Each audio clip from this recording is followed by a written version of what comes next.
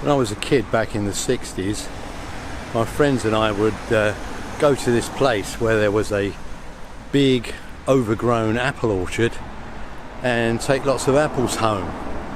We used to call this place Fatty Parker's. I've got no idea why it was called that. We assumed it was the name of the guy who lived in the small bungalow nearby. Anyway, I'm just going in to see if I can revisit the place. Well, the big old gates and the bungalow are now blocked off because it looks like they're doing some kind of construction work there. We used to go inside and get conkers and apples. It was great fun. Let's see if I can get in through the field like we used to do all those years ago. This is where we used to go in. There never used to be a gate though. And there never used to be all these trees. It was just an open field with birds and butterflies, wild flowers. There's a path here now, and I'll walk along the path and see if we can get to where the apple orchard is, or was.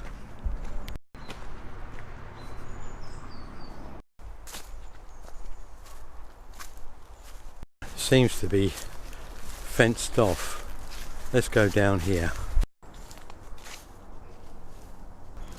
Here's the old bungalow, all boarded up and fenced off. This is where the guy who we called Fatty Parker used to live. He had a big Dalmatian dog guarding the place against any kids who intruded onto his land.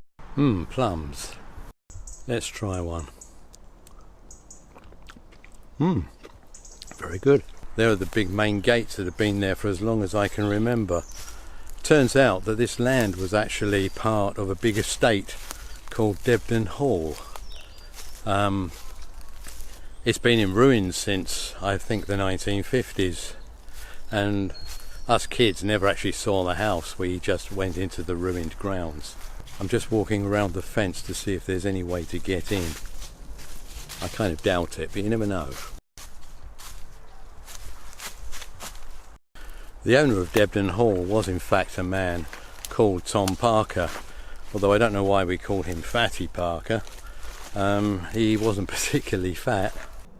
Here's the old burial mound that's in the grounds. I've just been talking to one of the locals, and he says this place is all fenced off now because developers are actually going to build a replica of the original Debden Hall, which is quite an interesting concept. I'm still looking around to see if I can get through the fence somehow and see any of the ruins of the original house. This is the original driveway that led from the big gates on the road up to the house itself. Apple trees. Plenty of blackberries though. I wonder if there's another way I could get in. Let's take a look. If I remember correctly, another way in was through these woods and across the stream at the bottom. Wow, it's pretty overgrown now, but let's take a look.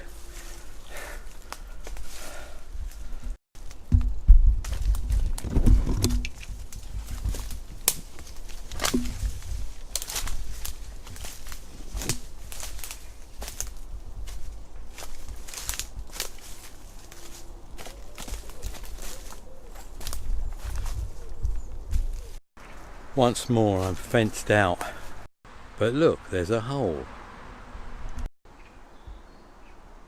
The stream, and I'm across.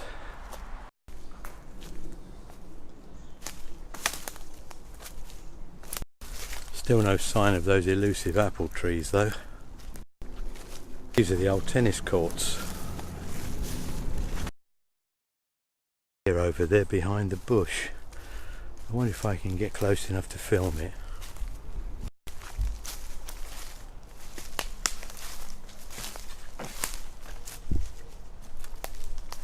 There it goes.